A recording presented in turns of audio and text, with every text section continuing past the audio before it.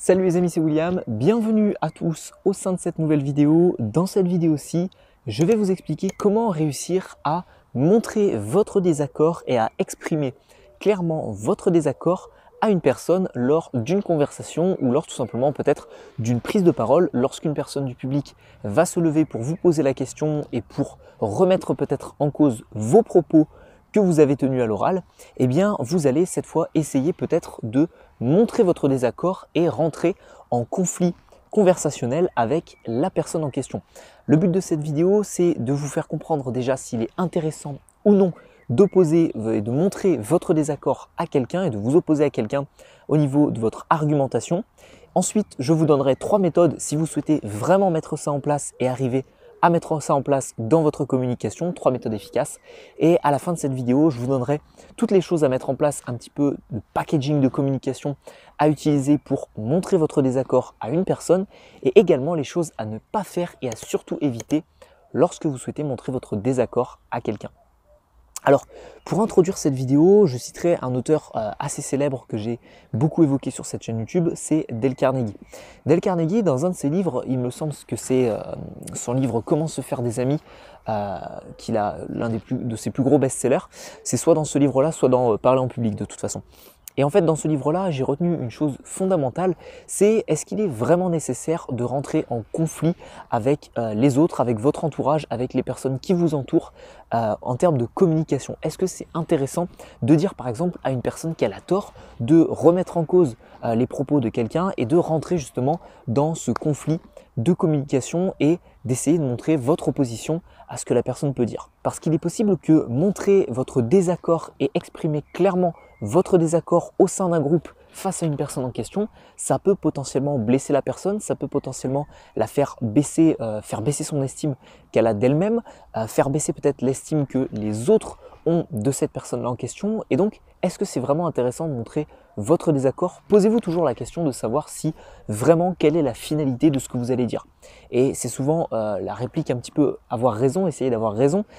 C'est à mon sens pas très intéressant et de temps en temps, il vaut mieux prendre sur soi, ne rien dire, savoir les choses, mais ne pas forcément les dire à la personne et éviter tout simplement de la blesser ou de rentrer en conflit de communication avec celle-ci. Maintenant que je vous ai expliqué tout ça, j'aimerais quand même vous donner 3 méthodes si vous souhaitez quand même mettre ça en place.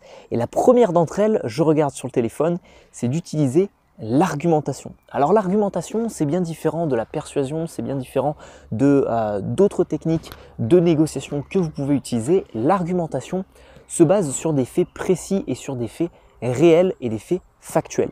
C'est-à-dire que si vous voulez montrer votre opposition à quelqu'un et faire en sorte de montrer votre désaccord face à une argumentation que quelqu'un peut vous donner, il va falloir amener des preuves concrètes et tangibles et non amener des faits un petit peu, des choses qui pourraient être dites, des non-dits, des choses qui pourraient être un petit peu bancales. Le but, c'est vraiment cette fois-ci de montrer des études, de montrer des chiffres, de montrer des propos, de montrer des témoignages, etc. Mais montrer vraiment des faits concrets. Ça, c'est le principe de l'argumentation et donc du coup, vous allez vous blinder derrière un petit peu toute votre argumentation en montrant par A plus B que vous avez raison et que vous vous opposez à la personne parce que vous avez des arguments derrière, ok? Donc à partir de là, vous allez par exemple, lors d'une prise de parole, rajouter une slide en bonus à votre prise de parole et expliquer par exemple, détailler un concept supplémentaire, etc., etc. Deuxième méthode que vous pouvez utiliser, c'est cette fois-ci jouer plus sur la persuasion. Avec la première méthode, vous allez argumenter. Vous allez donc essayer de convaincre la personne. Cette fois-ci, avec la deuxième méthode, vous allez chercher à persuader la personne. Et quelle est la différence entre convaincre et persuader? Cette fois-ci, vous allez jouer sur le pathos, vous allez jouer sur les émotions. Le but va faire en sorte de montrer que vous avez de l'empathie, que vous comprenez le point de vue de la personne qui est en face de vous, que vous acceptez son point de vue, mais que tout de même, vous restez sur vos positions et vous défendez votre propre point de vue. C'est quelque chose que j'aime énormément parce qu'à mon sens, il est beaucoup plus simple de réussir à persuader quelqu'un plutôt que de réussir à le convaincre. Et le fait de persuader va être un petit peu moins brusque par rapport à la personne que vous avez en face de vous parce que souvent, quand on va argumenter, utiliser la première méthode, ce qui peut se passer, c'est que la personne risque de se braquer, de se rendre rapidement compte qu'elle a tort et donc à partir de là, elle risque de se braquer et votre argumentation ne sera plus aussi efficace. Alors que quand vous jouez sur les émotions, que vous commencez, la personne vous a dit quelque chose et vous commencez par lui dire écoute, je comprends ce que tu dis, j'ai vécu peut-être la même chose, je comprends tout à fait ton point de vue, j'ai un ami à moi qui pense la même chose, etc., etc. Vous allez vraiment montrer de l'empathie. Vous pouvez également faire en sorte de remercier la personne de vous avoir posé cette opposition, de vous avoir permis justement de pouvoir aller plus loin sur ce sujet en question. Donc ce qui va se passer, c'est que tout simplement vous allez remercier et lui dire écoutez, je vous remercie énormément d'avoir pris la parole, d'avoir pris la peine de défendre votre propre opinion. Maintenant c'est le vôtre et personnellement j'en ai un différent. Et donc à ce moment-là, vous allez jouer plus sur de la persuasion et réussir à faire entrer en jeu les émotions. Si vous souhaitez utiliser cette méthode 2, il sera bien évidemment intelligent de bannir le jugement, que ce soit le jugement de la personne en question ou que ce soit le jugement des propos que la personne a eu. C'est-à-dire que vous allez vraiment avoir cette démarche de « Ok, ça c'est ton avis, je le respecte, maintenant je vais te donner le mien qui est peut-être meilleur ». Donc vraiment éviter tout ce qui peut être jugement du type « Bah écoute, tu n'y connais rien, tu n'as pas assez de connaissances là-dedans, tu n'es pas assez qualifié, tu ceci, tu cela ». Aucun jugement, on se basera seulement sur des points de vue différents en fonction des personnes. Et enfin, troisième méthode, vous allez faire en sorte de justement pousser cette opposition de la part d'une autre personne. Et c'est extrêmement intelligent de le mettre en place lors de prise de parole, c'est-à-dire que tout simplement, vous allez essayer de créer votre discours et de créer votre dialogue autour justement d'une certaine question que les personnes pourraient vous poser, autour d'une certaine interrogation que les personnes pourraient se poser. Admettons que vous fassiez une prise de parole et que vous remettiez totalement en cause un concept fondamental, vous allez donc développer vos arguments là-dessus et il y a de grandes chances pour qu'à la fin de votre prise de parole, il y ait une personne qui se lève et qui vous dise bah, « écoute, moi je ne suis pas du tout d'accord, j'ai tels et tels arguments et je te les donne et maintenant vous allez montrer votre opposition à ça ». Et ce qui va se passer, c'est qu'en fait vous aurez prévu en amont que la personne et qu'une des personnes dans la salle s'opposerait à ce que vous alliez dire. Et donc du coup, vous aviez prévu en bonus d'autres arguments que vous alliez pouvoir mettre sur la table pour pouvoir contrebalancer sa propre opposition à votre discours. Donc ce qui se passe, c'est que vous mettez une première argumentation, vous faites en sorte que la personne s'oppose à vous parce que vous avez aussi d'autres arguments à mettre en place derrière. C'est très vicieux, c'est très intéressant à utiliser dans une prise de parole, dans un pitch, lorsque vous essayez par exemple de convaincre des personnes, vous laissez un petit trou à un endroit, vous savez que les personnes vont rebondir dessus et donc du coup vous enchérissez avec d'autres arguments. Désormais, j'aimerais vous donner quelques petits tips et quelques petits conseils qu'il sera utile de mettre en place, quelle que soit la méthode que vous choisissez pour montrer votre désaccord. Le but de ces petites techniques, c'est de les appliquer et de faire en sorte, de manière assez inconsciente, de montrer votre désaccord à la personne que vous avez en face de vous. Et en communication, il y a quelque chose qui, je me bats là-dessus sur la chaîne YouTube et je vous explique de ne pas utiliser ces gestes barrières.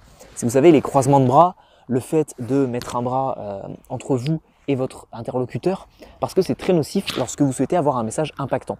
Mais là, le but, c'est en fait de montrer que vous n'êtes pas d'accord, de montrer votre opposition et de montrer votre désaccord à la personne. Donc, il n'y a rien de plus efficace que justement créer ce geste barrière de vous-même pour montrer justement et pour mettre une distance entre les arguments de la personne et vous-même. Donc là, vous pouvez vous lâcher, utiliser le croisement de bras, utiliser le bras sur le long du corps, utilisez également toutes des petites micro-expressions que vous pouvez avoir au niveau du visage, donc froncer les sourcils, montrer votre étonnement peut-être par rapport aux arguments qui sont énoncés en face de vous. Et tout ça vous permettra bien entendu de pouvoir justement perturber un petit peu la personne que vous avez en face de vous lorsqu'elle donne ses arguments. Ensuite, ce que je vous recommande également de faire, c'est d'avoir une vision toujours objective des choses, sans forcément pouvoir le dire, mais pour montrer votre désaccord à quelqu'un, soit vous avez la possibilité de vous préparer en amont, soit c'est de l'improvisation. Dans les deux cas, faites en sorte quand même d'avoir une vision assez objective de la chose et de voir les différentes parties, de vous mettre à la place de la personne en question et de faire en sorte de pouvoir connaître tous les tenants et aboutissants de la situation. Par la suite, vous ne serez pas obligé de tout dire, mais vous pourrez sélectionner les bons arguments qui vous permettront de défendre votre propre vision des choses et votre propre opinion. Donc c'est ce qui vous permettra tout simplement de montrer facilement votre désaccord. Si vous avez la possibilité de vous préparer parce que par exemple vous savez que vous allez devoir avoir un rendez-vous avec quelqu'un pour montrer votre désaccord par rapport à une situation ou par rapport à un choix qui a été fait, je vous recommande également de bien préparer vos arguments, surtout si vous jouez sur l'argumentation et le fait de convaincre, la méthode numéro 1 que je vous ai donnée, et donc de bien préparer votre stratégie, de bien préparer vos arguments, de bien faire le tour de la question, peut-être avec la méthode du QQO QCCP, il me semble, ou QCP.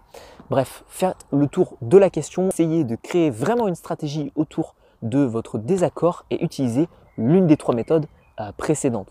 Et enfin, le dernier point qui peut être très intéressant pour vous à appliquer pour montrer votre désaccord, c'est le fait de garder en tête votre objectif principal. Vous voulez montrer votre désaccord? Très bien, mais quel est l'objectif principal que vous avez à en tirer? C'est tout simplement ce que je vous expliquais dans la petite introduction. C'est que si vous souhaitez juste montrer à la personne qu'elle a tort pour vous sentir un petit peu plus puissant, est-ce que ça a vraiment un intérêt? Et faites en sorte toujours de garder en tête l'objectif principal parce que lorsque vous souhaitez montrer votre désaccord, vous allez rentrer en conflit au niveau de la conversation avec la personne en question. Donc il y a de grandes chances pour que, au fur et à mesure, eh bien, la discussion ou la conversation s'envenime peut-être, on parte sur d'autres sujets, etc. Donc je vous recommande vraiment de garder en tête votre objectif principal. Est-ce que c'est de montrer que vous avez raison? Est-ce que c'est de défendre votre point de vue? Est-ce que c'est de défendre vos valeurs? Est-ce que c'est de défendre votre entreprise? Est-ce que c'est de défendre les personnes avec qui vous êtes? Bref. Il y a de multiples possibilités étant donné que vous montrez votre désaccord, c'est un sujet qui est extrêmement large. Donc à partir de là, essayez toujours de recadrer le sujet et de recadrer la conversation autour de votre objectif principal à vous. Et pour terminer cette vidéo, 3 choses à ne pas faire justement lorsque l'on souhaite montrer son désaccord. La première des choses, c'est de se laisser submerger et de se laisser un petit peu emporter par ses émotions. C'est-à-dire que vous n'allez pas garder votre sang-froid et que vous allez répondre du tac au tac aux attaques peut-être de votre interlocuteur. Il fera exprès de vous déstabiliser et de vous envoyer des petites piques. Vous n'aurez pas une bonne répartie, vous attaquerez peut-être sur d'autres sujets et ça nous amène au point numéro 2, c'est que vous allez oublier votre objectif principal du fait de montrer justement votre désaccord. Donc c'est très lié, le fait de perdre son sang-froid et de se laisser submerger par ses émotions et le fait tout simplement d'oublier un petit peu son objectif principal. Et troisième chose, c'est de ne pas laisser la personne parler et de ne pas laisser assez la personne parler. C'est-à-dire qu'aujourd'hui, quelqu'un qui est bon à l'oral, quelqu'un qui est bon en communication, c'est quelqu'un qui sait écouter. Parce que plus vous allez écouter la personne, plus la personne va vous donner d'informations. Et ça, c'est capital parce que derrière, vous allez pouvoir les utiliser à bon escient. Donc, n'essayez pas de répondre trop rapidement. N'essayez pas non plus de couper la personne pour l'empêcher d'avoir une bonne argumentation. Faites en sorte de l'écouter, faites en sorte de laisser des temps de pause et répondez toujours de manière calme et de manière sereine. Voilà, on arrive au terme de cette vidéo sur comment réussir à montrer votre désaccord à une personne. Si vous êtes intéressé par la communication au sens large, la prise de parole en public ou l'aisance relationnelle, ce que je vous invite à faire si vous souhaitez vraiment devenir meilleur à l'oral, c'est de regarder dans le premier lien de la description de cette vidéo. Vous verrez tout simplement que j'offre une formation de 1 heure gratuite et totalement offerte juste pour vous qui regardez cette vidéo aussi. Une petite miniature s'affiche à l'écran et vous verrez également le contenu de cette formation. Ce sont 5 vidéos offertes qui vous permettront pas à pas de devenir meilleur à l'oral. On verra notamment des concepts sur la confiance en soi à l'oral, vaincre sa timidité, arriver à structurer ses idées pour ensuite créer un discours qui soit rythmé, convaincant et développer ses compétences d'orateur. Si tout ça vous intéresse parce que c'est gratuit et offert juste pour vous, je vous invite à cliquer sur le premier lien dans la description de cette vidéo.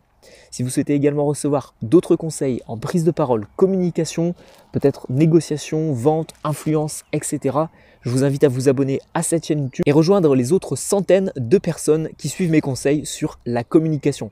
Je vous remercie infiniment d'avoir suivi cette vidéo les amis et on se retrouve sur la formation privée prise de parole en public ou pour une prochaine vidéo. Je vous dis à tout de suite, c'était William. Ciao, ciao.